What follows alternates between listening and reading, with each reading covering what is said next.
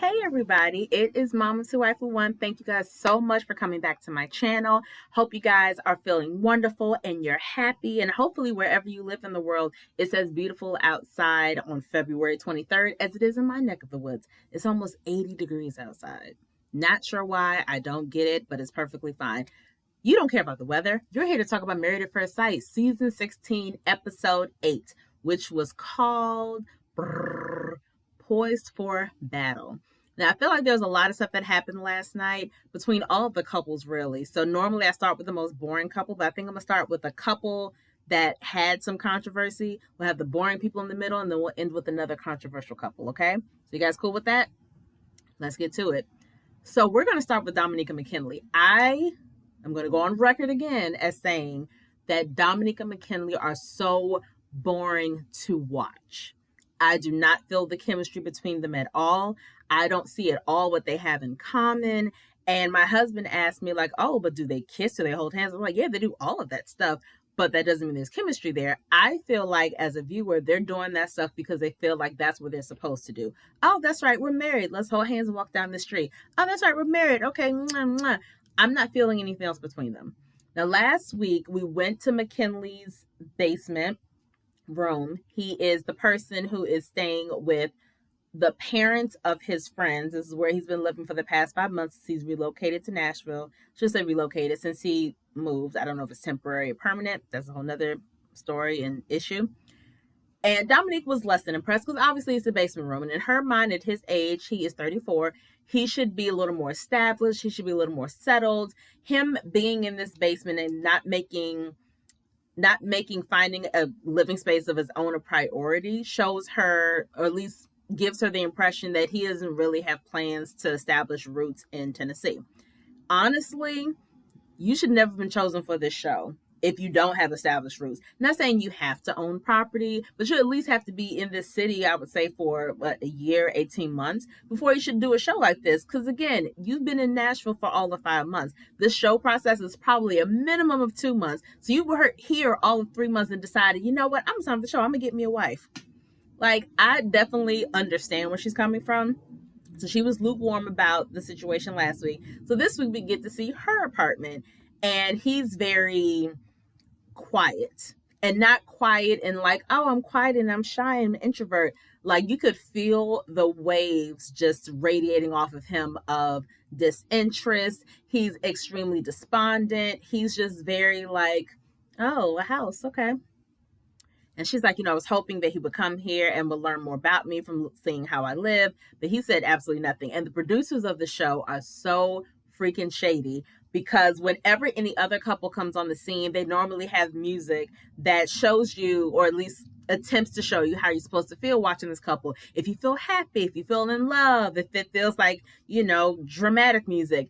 They showed Dominique and McKinley and it was silence. And in that silence, you can clearly hear everything else happening in the scene. You can hear their feet hitting the floor. You can hear them breathing. You can hear them moving one box from one place to the other. Like, everything was heightened, and it helped you to feel a lot more awkward with the couple because there's nothing there. So nothing really happens in the apartment, but then they have a discussion. First of all, he also said something when they first got to her apartment, his little individual confessional. He said, I'm the big loser living with family and friends. I mean, I don't know. I know she hasn't said that. I don't know if he's saying that because that's the way she made him feel, or if he really genuinely feels that way and is now only starting to feel insecure about that. I personally think that he's insecure, and I don't think it was her bringing that out in him. I think that she said a lot of truth last week that he wasn't willing to accept. In his mind, she's just always finding something to complain about me. And I do appreciate the fact that he at least brought that to her attention, that he at least was vulnerable enough to say, this is how you make me feel when you say these things. So it's like, okay, I can, I think that that's fair. But again, she's not lying. And I don't think she's saying things to be mean about it. She's just like, okay, but this is kind of what it is. So I think the things that she said to him was more to get an understanding of his mindset and more of an understanding of his priorities. he keeps saying, I didn't want to jump into a lease. I didn't want to jump into a new home. I just didn't want to make a leap like that without knowing if I was going to stay here. And she's like, but you wanted to jump into a marriage. Like, that doesn't make sense to me, that you think it's okay to jump into a marriage, but not jump into a lease. Like, I don't understand that. I personally don't understand that either.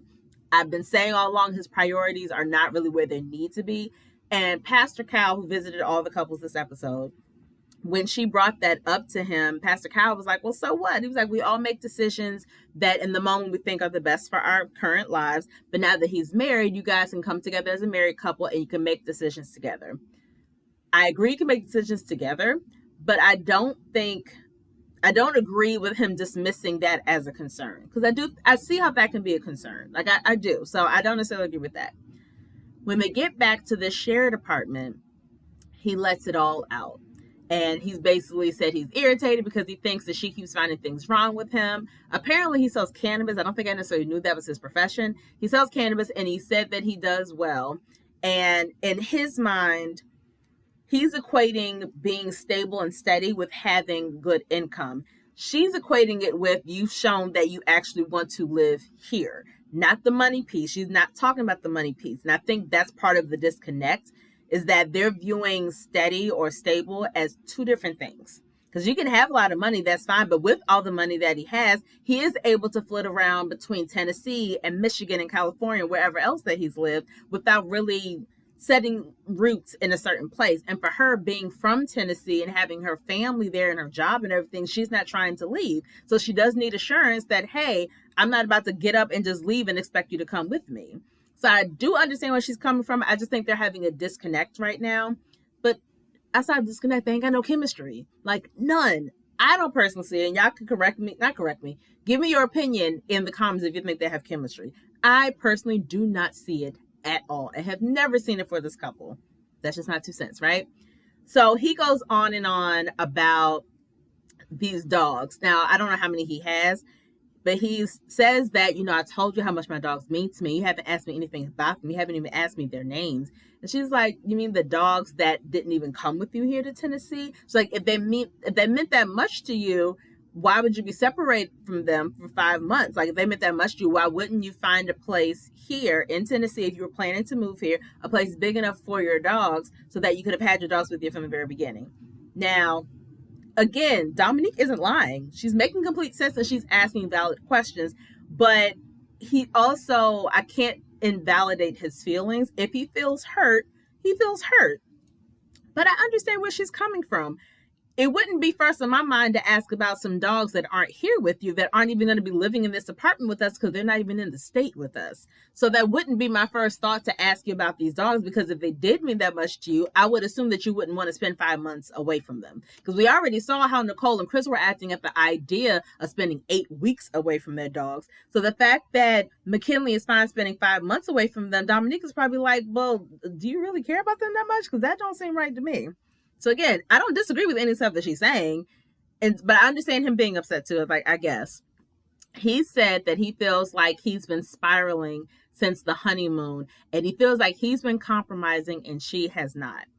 But my response to that is, she has been vocal with the things that have bothered her. Have you? You're saying stuff now after the honeymoon is over that you feel like she's been nitpicking, blah, blah, blah. But I feel like, not knowing Dominique, I feel like she's the kind of person that if you come with her with your concerns and if you come with her with your issues, that she'll listen, she'll take it under advisement, take it under account and be like, okay, you know what? I'm going to try to do better. I think he did that once, where he did tell her, to be more patient with me. I don't want to feel like, I feel like I'm walking on eggshells with you. I don't want to feel that way.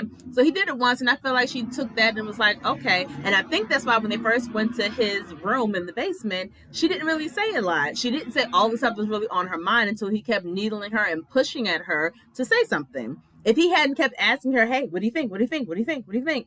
She would have kept her mouth shut. So I feel like she was trying to abide by what he said and not be so nitpicky and kind of keep her thoughts to herself. But he couldn't let it go. And he basically kept badgering her until she said something. So I feel like if he has issues with her outside of how she talks to him or whatever, I feel like if he was honest enough to say those things to her, then maybe they can have a more constructive kind of conversation so that it doesn't seem like she's the only one saying something. Because it's easy to feel like you're being bullied to an extent if she's the only one pointing out flaws or pointing out things that bother her. But I think that's also part of her personality, that she's not the person that's going to just kind of sit back and let things happen to her. She's going to speak up. I don't see McKinley really as that person until he gets fed up, which are two very different communication styles. Some people like dealing with things head on. Some people, they kind of brush things aside and let it go until it gets to the point where they can't let it go anymore. And then they blow up, which I believe is what happened here. So after that conversation and McKinley, Dominique feeling all the negativity coming from McKinley, she decides that she's not going to move in. She had brought up all of her stuff and decided, you know what, I'm just going to go back to my house and I'm going to take a bath because this is just too negative and I don't want to be part of it. So she doesn't move in. So this happens. She doesn't move in. 3 days later is when Pastor Cal comes to visit. So for 3 days, they don't talk at all. Pastor Cal comes in, and what I like this scene a lot, this particular exchange between him and Dominique. He came in, Dominique hugged him and said, you have some explaining to do. And he said, no, I don't. You have some explaining to do. Because they always like to point the blame to the experts. And yes, I know a lot of people think the experts should be, swapped out, should be replaced, whatever. I get that. But you're only responsible for your own freaking actions. So I like that little teeny bit of exchange because it was very indicative of what most viewers are saying, that, the experts have to explain this and explain that. And I love that Pastor Cal was not afraid to pull receipts. He's talking to them and they both were saying the things that I want in a wife, the things that I want in a husband, I do not have with this person. And that's why I'm not happy, right? Pastor Cal's like, okay, so Dominique, you asked for a man who was this. Matter of fact, did I write it down? I may have written it down. Let me see. She wanted someone who was outgoing, adventurous, and more positive. This is what she said she wanted. And he wanted someone who was more extroverted, but not as adventurous as Dominique. And it's like, regardless, okay, sure, that's what you want. But Pastor Cal was basically like, Dominique, you asked for these things. McKinley, you asked for these things. You guys perfectly lined up. We gave you exactly what you asked for and also a little bit of what you needed. I was like, you know what? I love when an expert comes with receipts. And they couldn't say anything because he was telling the truth. Like, this is exactly what you said you wanted, and I gave you what you wanted. Like, what do you want me to do now? And one thing, Pastor Cal was good with them quotes. He said to them, did you want marriage or did you want marriage on your terms?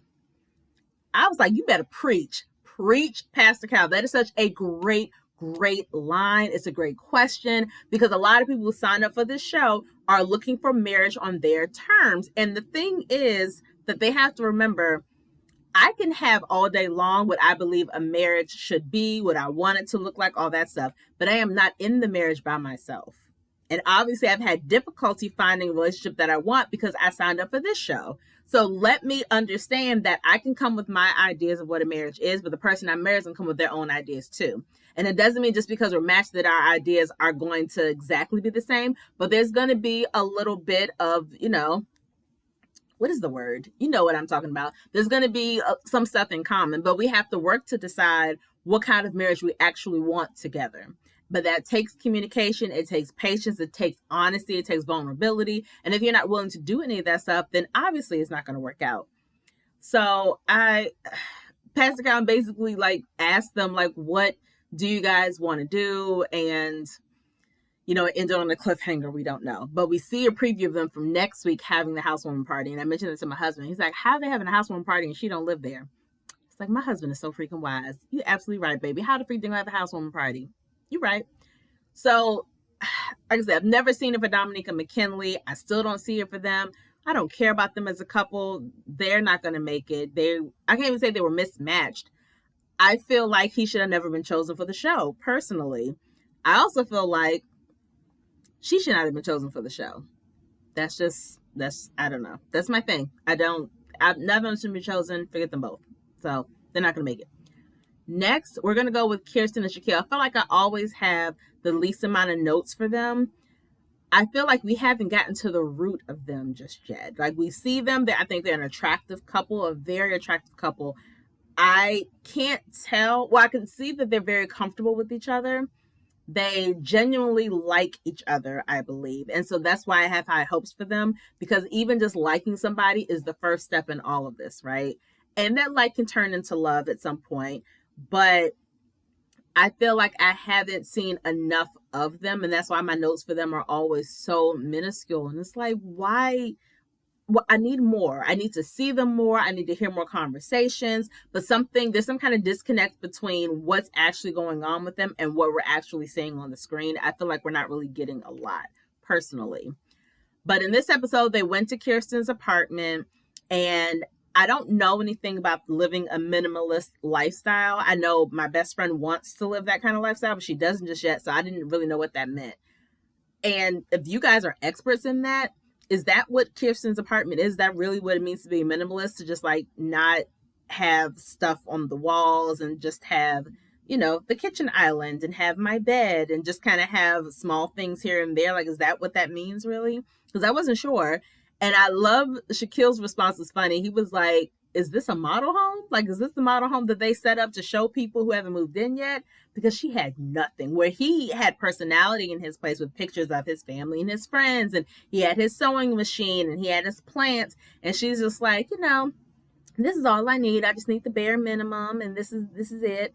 And I just thought it was very interesting. It definitely shows how different their personalities are. And it is important to go visit each other's apartments because now you guys are about to live in the same space together. So it's important to know how your spouse lives to figure out what areas you guys are going to have to compromise on. So his space, I didn't think was necessarily dirty, but it was definitely very lived in, where hers is not. So that's something that they're going to have to work on. Is their apartment going to mirror closer to hers or closer to his? Or is it going to be a nice mixture of the two? So hopefully they'll have those kind of conversations, which I think will be good. She told the pastor that marriage feels natural to her.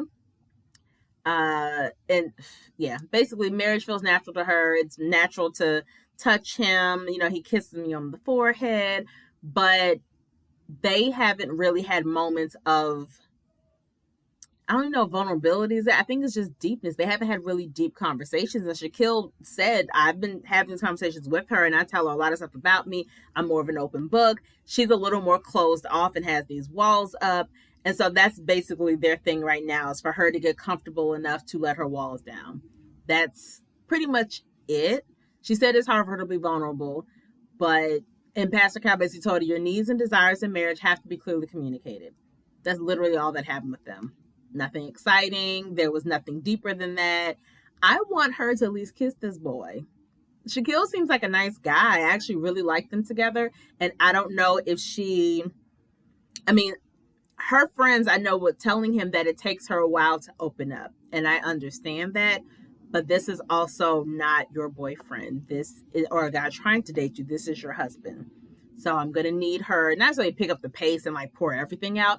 But I know at the bare minimum, Shaquille needs to see some kind of improvement every day, some kind of effort every day, that you are trying to get to know me, that you are trying to let me get to know you. So hopefully she will let her guard down little by little and let Shaquille in. So we'll see what happens with them. I don't know.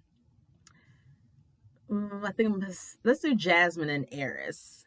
So one thing I will say, Eris is funny. I think Eris is just very naturally funny. And so I like watching him on screen. And because he's funny, I'm trying to give the benefit of the doubt. I think he is honest, which Jasmine said that she likes. Because when Pastor Cal came to visit, he asked her, do you find Jasmine attractive? And I talk to people about this all the time. There's such a huge difference between finding someone attractive and being attracted to that person. I can look at a person and see, oh, they are an attractive person, but they're not my type. And that's basically what Eris said. She's attractive, but I have a type and she's just not my type. So I feel guilty about that because I can tell she really, really finds me attractive and she's very attracted to me. And I will say that I'm so tired of hearing him say that, but I guess it's on his mind so heavily that that's why he brings it up all the time. Like, I feel so guilty that she basically wants me, but I don't want her. That's pretty much what he's saying. And so I like that Pastor Cal asked them both, what do you like about each other? because I feel like they haven't really said it out loud to each other. And some of the other couples really should have gotten that question as well. It would have been great if Dominique and McKinley had been asked that question. Definitely for Shaquille and Kirsten to have that question as well. All the couples really. It would have been nice for them all to do that. But for Jasmine and Air specifically, he did ask them, what do you guys like about each other? So Jasmine said that she likes, she likes that he's honest, open, and upfront, and she likes his work ethic and that he makes her feel comfortable. The first thing that Era said that he likes about her is that she works with kids. That is something she does. That is not who she is. So I did think that was weird that he said that first, but I think he was saying that first to indicate that to work with kids, you have to be a special kind of person to work with kids. Someone who is patient, someone who is kind-hearted, someone who is a role model, someone who has a good heart. So I think that's what he was trying to say. But the fact that he said it the way he did was like, oh, that's kind of weird. But he also said that he likes how close she is with her family and that she's a go-getter. She's constantly putting herself out there, and she's like doing the dog thing. She's doing the pageant thing. She's doing the cheerleading thing. He likes that she is so ambitious. And Pastor Cal told Eris, you understand how valuable she is because you were able to tell me all the things you like about her. So focus on those things and stop being so hung up on why you're not, quote unquote, attracted to her. That can come in time, but focusing on it and trying to figure out the why is just going to drive you crazy, and is going to take up time that you could be using to really appreciate all the stuff she's already bringing to the table, which I did think that was very good advice. And I still think that they're going to be okay. I know it's not looking great right now, but I think that eventually they're going to be okay if Eris really listens to what Pastor Cal said, and if he actually starts to focus on all those things that he really likes about Jasmine and focuses on what she can bring to his life and what he can bring to her life as well. Because I think some of the issue, and that wasn't really addressed, because I don't know if Jasmine's feeling it, that a lot of the conversations we see them having is about how great Jasmine is and what she can possibly do for him in the future, not necessarily what he can do for her as a husband. So hopefully those conversations will continue to happen, but I have high hopes and I really want them to work out. We're going to go to Nicole and Chris next. Again, I am not a dog person. I don't own a dog. I grew up with a dog, but he wasn't my dog. So the attachment that some people have to their dogs, I don't quite understand because I'm not that person. But just little things like Nicole went to Chris's house to meet his two dogs. Beautiful dogs. I actually really like dogs. Beautiful dogs. And he said, my dogs have never had a mom before. I was like, they did. They weren't hatched out of an egg. They had a mom who actually birthed them. But whatever. Sure. Okay. And he sleeps apparently in the middle of his bed with two dogs on either side. I know when we had our dog, we had a couple, our dogs never slept in the room with us. They had their own little section in the basement. That was like their room, their territory. That is where they slept. They never slept in our beds. They never even came in our rooms. Like, we just didn't grow up like that. But I know some people are different. I get that. But I do think that's interesting that between the two of you have three dogs. If all the dogs like sleeping on the bed, how the heck are y'all supposed to get it in, which we find out later in the episode that they did. And I called it. I said Nicole and Chris would be the first ones to consummate their marriage. I was right. I had no idea it was going to be the second because nobody looks even remotely close to having sex. But I'm glad that Nicole and Chris finally did it because I called it. Pew, pew. So back to them. I don't understand that. If you have three dogs in the bed with you guys, how does that work exactly? Like, I feel like that would just be a lot, but what do I know? I don't own dogs, so it's not my ministry. I guess it doesn't matter. And then Nicole said when she brought her dog, Charlie, to meet his dogs, she said, they have to get along. Our marriage depends on it. Really? Does it? But I guess we saw from last season with Justin and his dog and Alexis, like, that is kind of a deal breaker for some people. I get it, kind of, sort of. I guess.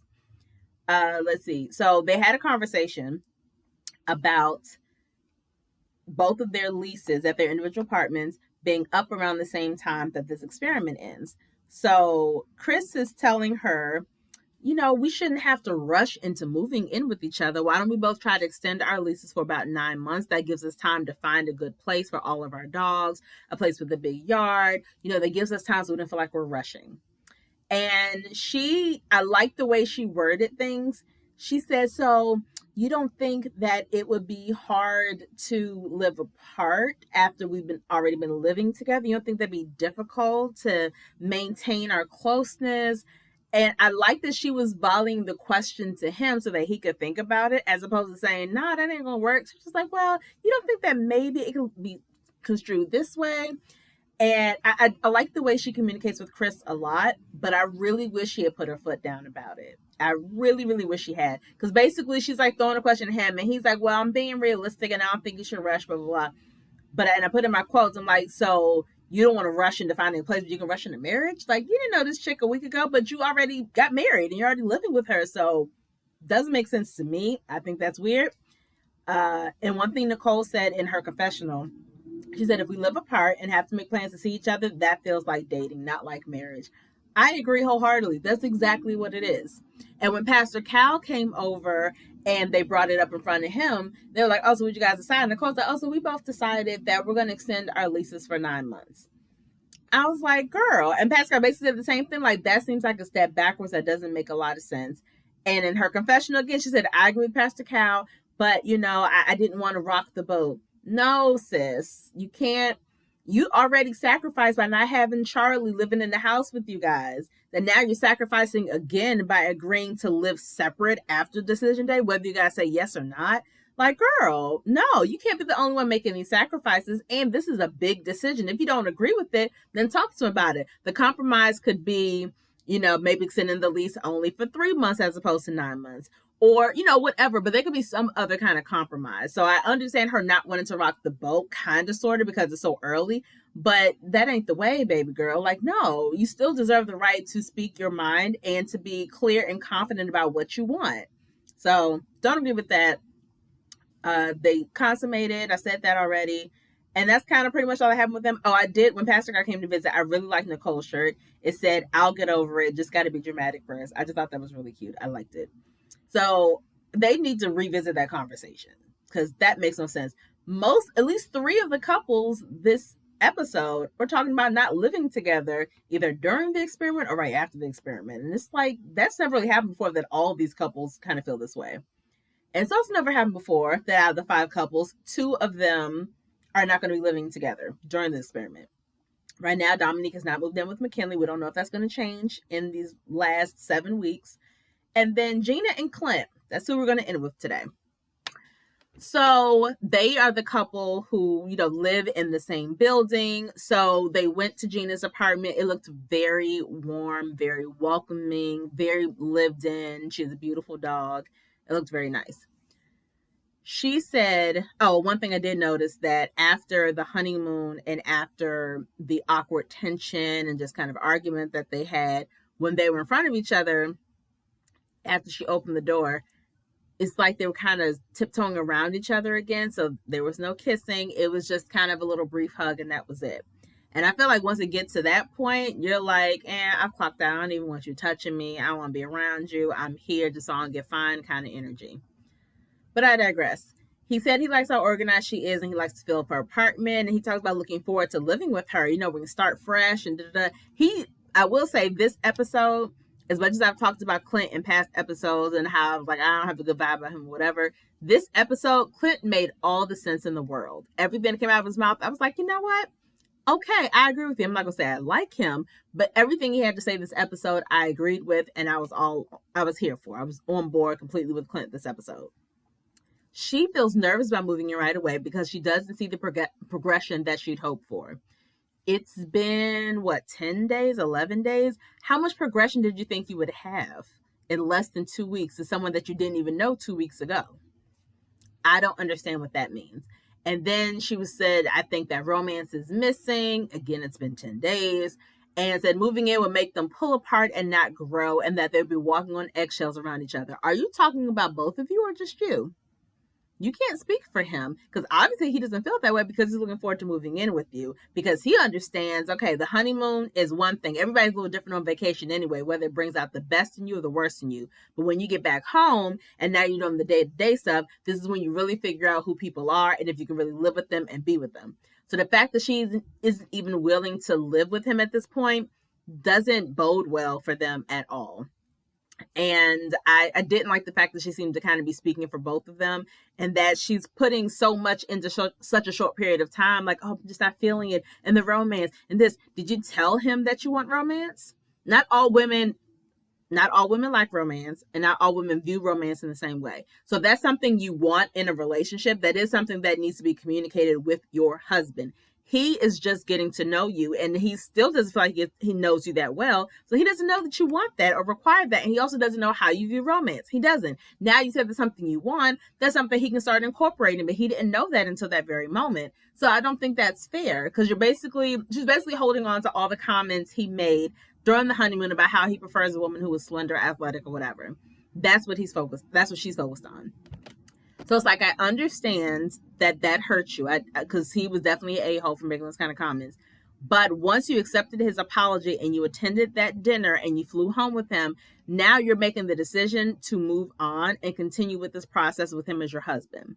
So if you're clearly making that decision, and if you're clearly telling him and yourself that I'm going to give it a try, then you have to actually give it a try. And that means actually moving in with this man as your husband and living as husband and wife. That's what that means. You can't half-step it and really expect to get the same results. That makes no sense. And he basically said, this is what we signed up for, and I'm ready to stick it out and see what happens.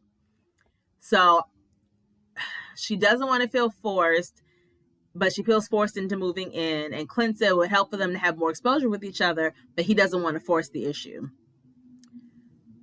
And I basically said she knew what she signed up for. There's zero effort being made at this point. The show is in its 16th season. So y'all know what that means. That means that for 15 seasons prior to that, people were actually meeting at the altar, getting married, going on a honeymoon, moving in, and then deciding after 8 weeks if we're going to stay married or get a divorce. You know the general progression of this. Whether you had a great time on the honeymoon or not, you knew that after the honeymoon, you were going to come back and you were going to you were going to move in with this man. You knew that. So now all of a sudden, I don't want to feel forced into doing this. You signed up for this. Nobody forced you to get married at first sight.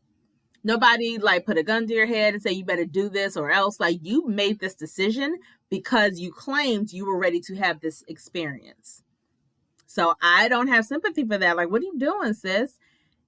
Obviously, like I said, she's still bothered by it. The Pastor Cal, said that they both sabotage the relationship by talking about what they don't like about the other person. And that is so freaking true. And I love that he brought it to their attention, because it's freaking true, right? And they did ask each other. Oh no, that's Eris and Jasmine. Well, I'm looking at the wrong people.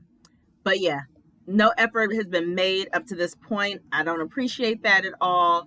And again, I don't even like being on Clint's side, but he's saying the right things. And one thing that bothered me, Pastor House, basically, one thing he said that I loved, he said making this decision to not move in together is basically making a step in the direction of divorce, because there's no way that you guys are going to be successful as a married couple if you are not together, if you're not making that effort to be together.